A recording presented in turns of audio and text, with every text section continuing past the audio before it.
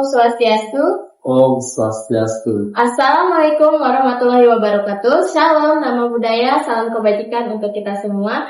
Halo teman-teman, selamat datang di podcast Tika kami. Seperti biasa, kita akan ngobrol santai, sharing cerita dan pengalaman yang cukup menginspirasi bersama saya, Nika Desitra Swardani dari Prodi Manajemen Ekonomi. Hari ini saya ditemani oleh tamu spesial kita, yaitu sosok anak muda yang cukup aktif dan memiliki bakat yang cukup menarik serta menginspirasi terutama di kalangan anak muda. Nah, untuk bintang tamu kita boleh say dulu. Halo sobat podcast kita, perkenalkan nama aku Cok Bagus Dita, tapi biasa kerap dipanggil Gus Terang. Saya merupakan anak ilmu komunikasi Hindu semester 1 dan kuliah di Institut Agama Hindu Negeri Gede Puja, Montana. Nah, untuk Gus Terang, boleh dong ceritain sedikit aja gimana tentang kamu sama sejak kapan sih mulai tertarik di dunia dance? Kalau dari saya sih, sebenarnya dulu saya tuh cuma bisa nari, kan? Kalau nge-dance tuh kurang, cuman hanya gara-gara satu sosok nih yang buat saya tertarik terjun di dunia dance.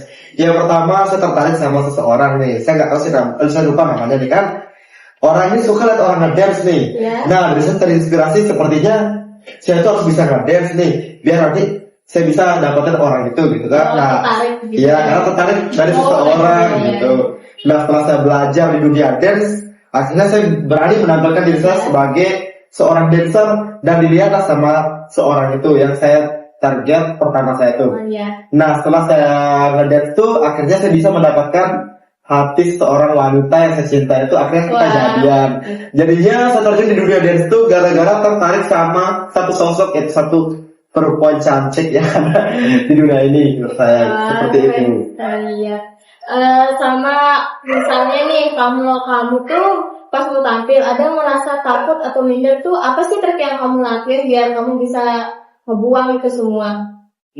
Kalau masalah takut pasti sering terjadi di setiap orang dimanapun, pasti pernah merasakan takut di setiap melakukan setiap kegiatan. Contohnya saya di dalam dunia dance itu kan nggak mungkin tiba-tiba langsung terjun, pasti saya melewati beberapa langkah seperti ketakutan. Ketakutan itu paling yang pertama itu saya kurang pede, kurang percaya diri, itu yang buat rasa takut saya itu seolah-olah selalu menghantui saya. Jadinya tuh saya tuh takut untuk tampil di dunia dance, dan itu adalah pertama kali saya terjun ke dunia dance. Nah, di sisi lain saya tuh disupport oleh orang yang saya cintai, yang saya suka, yang tadi di awal yang sudah saya sebutkan tuh, dia selalu mensupport saya tuh bahwa saya tuh harus bisa dan harus bisa. Setiap program itu kan pasti ada yang namanya ketakutan, kegagalan, tapi bagi saya itu kan tidak ada halangan yang nggak mungkin. Makanya si perempuan itu selalu mensupport saya sebaik mungkin agar saya bisa menjadi seorang dancer yang baik. Akhirnya solusi yang saya lakukan adalah saya mengikuti perintah dia. Dia mensupport saya dengan baik, dan saya pun langsung terjun di dunia dance dengan cara yang baik. Dan dia selalu mensupport saya seperti apa sih dunia dance itu seperti apa agar saya menjadi seorang dancer yang baik. Karena bagi saya setiap kegiatan itu pasti ada yang namanya tantangan, ketakutan, dan masih banyak lagi yang harus kita lakukan. Berarti disupportnya masih sampai sekarang nih. Kan masih tampilnya itu masih sampai sekarang nih. Iya dong. Masih dong disupport sampai sekarang. Betul sekali, masih disupport sampai sekarang. Karena setiap saya ngedance pasti dia selalu hadir orang itu. Karena dia selalu mensupport saya dimanapun saya berada. Bahkan kalau saya mengikuti bakat-bakat baru tuh, dia selalu menyupport saya di dunia nyanyi, seni tari.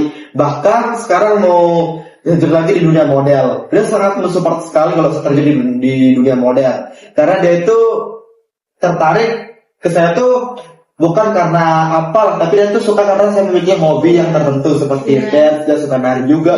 Bahkan sekarang juga dia mensupport sekali kalau saya terjun ke dunia model, karena bagi dia itu saya tuh di mata dia tuh saya tuh adalah merupakan mahasiswa yang multi talenta. Jadinya tuh mereka dia tuh tertarik sama saya gitu karena saya tuh memiliki bakat yang dia sukai gitu. Menarik. Iya, betul sekali. Biasa itu cowok tuh gengsi ya kalau dibilang suka ngedance. Iya.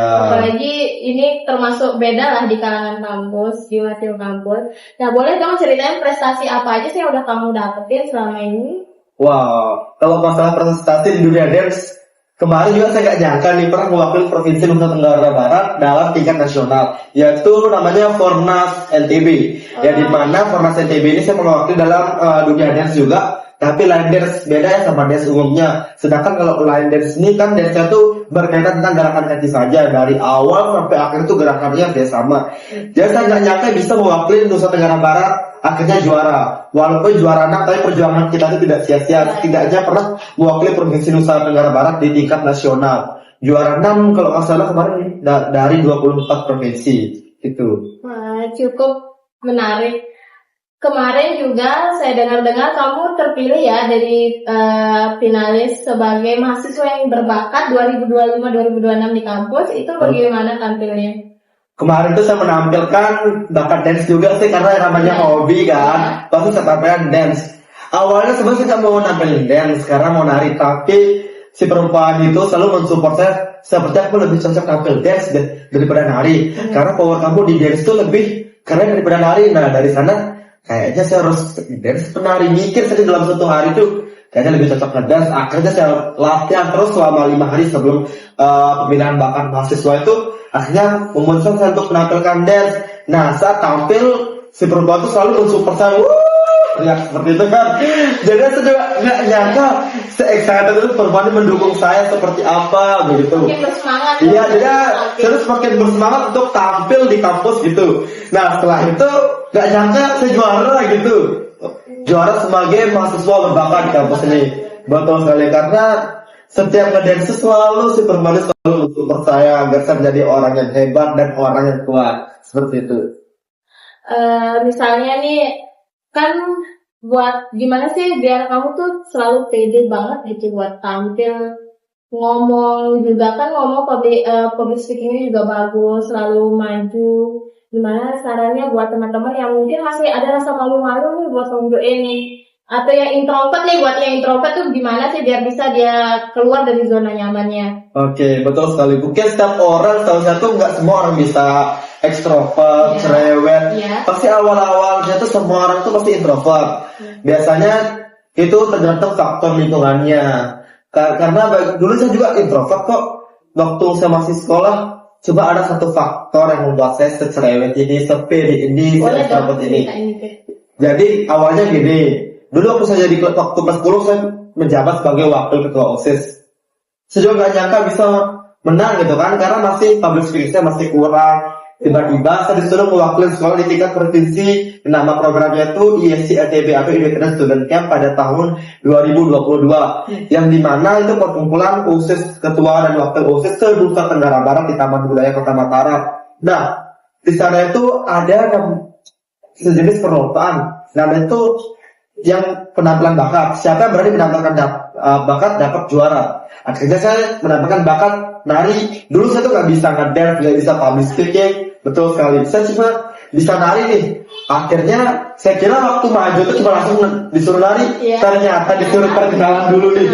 Siapa nggak kaget coba kan? Iya, shock berat. Iya, sudah jadi shock berat. Iya, nggak ada persiapan seperti itu.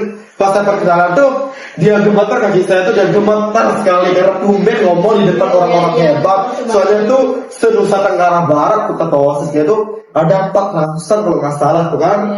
Gimana kita nggak kaget, terus kayak shock berat sekali. Pada hari itu akhirnya saya memberanikan diri, perkenalkan nama saya gini, kaget, gemeteran. Terus setelah itu saya tampil nari secara umum kan. Setelah itu akhirnya juara 3 waktu itu wakil sekolah. Terus saya juara 1 itu udah nampilin apa?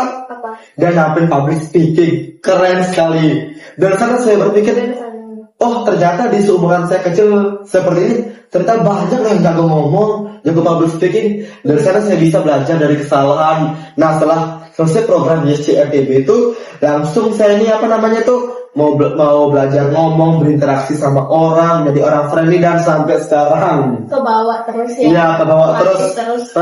Jadi untuk motivasi saya untuk sahabat podcast yang ada di rumah, untuk podcast kita yang ada di rumah, jangan selalu introvert, lawan rasa takutnya. Karena semua orang itu introvert, tapi lawan ya. Semakin nggak dilawan, maka introvert itu akan semakin tinggi. Jadi dilawanlah rasa introvert itu agar menjadi seseorang yang ekstrovert. Karena sikap itu nggak bisa kita Wah, keren banget obrolan kita bersama Gus Terang hari ini. Dari Gus Terang kita belajar bahwa percaya diri itu bukan soal nggak punya rasa takut, tapi berani tetap maju meski rasa takut itu tetap ada. Apalagi sebagai anak muda, jangan terlalu gengsi, jangan ragu buat nampilin bakat kita, karena dari bakat kita itulah kita bisa memulai karir untuk masa depan kita untuk lebih baik.